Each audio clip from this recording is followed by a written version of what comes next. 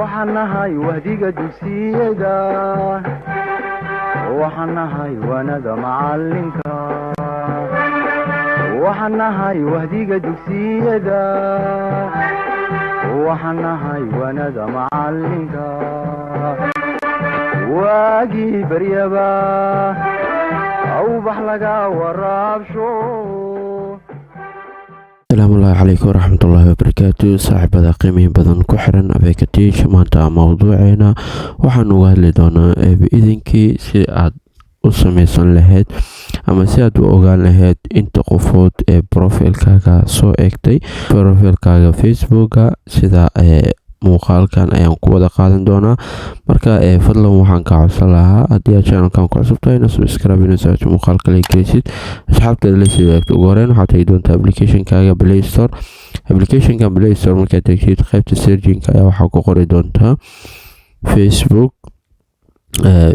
marka aad sidan ugu qortid facebook ayaa ku qori doontaa oo optionka facebook ayaa ku dhufan doontaa. hadduusan update ku ahayn update ayaa dhihi doontaa. update markaa dhahdid kadib sida halkan kaaga muuqato aniga update uu yahay open ayaan dhihi doonaa oo qaybtaas ayaan openka ayaan ku dhufan doonaa. applicationka markuu qaabkan usoo furmo kadib waxaa sameyn doontaa hadduu ilaahi karaa noqo saddexda dhibcood ee profilka ku dhufo kadibna meesha waxaa ku dhufataa helping and support. qaybtaas aan ku select gareeyay helping and support ku dhufo. helping and support markaa ku dhufatid kadib waxaa ku dhufataa help center. help center markaa ku dhufatid sida halkan kaaga muuqato optionkan ayuu keenayaa. qaybta searchingka ayaa ku qori doonto who view profile my profile ama qofka markaas soo booqday profilkeyga ama qof soo indheeyay profilkeyga itus. marka qaybtaas who markaa ku qortid who view profile asiga ayaa kusoo qaban doono.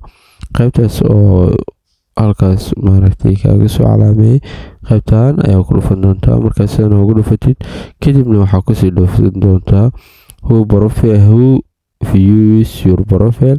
kadib halkan waxaa kuu soo qabanayaa inta meel oo laga fiirsaday hadduu android yahay, hadduu iphone yahay, hadduu desktop yahay, waxyaalahaas ka dooran doontaa. marka ana hadda profilkeyga dad badan maana soo booqanin, dad badan maysa arkin, marka no problem. marka qof hadda soo daawaday oo maaragtay profilkeyga soo eegay kuma jiro. marka muuqaalkan waxaan jeclaystay inay halkaas kula wadaago. thank you very much. aad ayaan kaaga mahadcelinayaa dulqaadka iyo samirkaad kusoo daawatay muuqaalkan. maanta muuqaalkiina halkan ayaan kusoo fmeeri doonaa. wassalaamu calaykum waraxmatullaahi wabarakaatu.